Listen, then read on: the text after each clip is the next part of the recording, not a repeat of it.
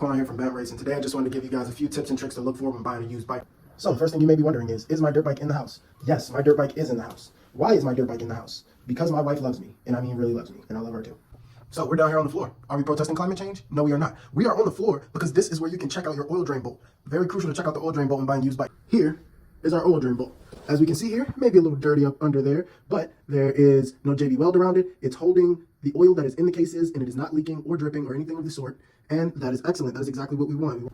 Another thing that's good to check out while you're down here on the floor anyway is check out the frame rails. You want to make sure your frame rails are not super dented up. Scratches and, little paint fading, depending on the year of the bike. All these things are pretty normal. But you don't want any big gouges or super big dents or anything like that. That can mean that the bike was ridden very hardly and that, it got beat on pretty bad.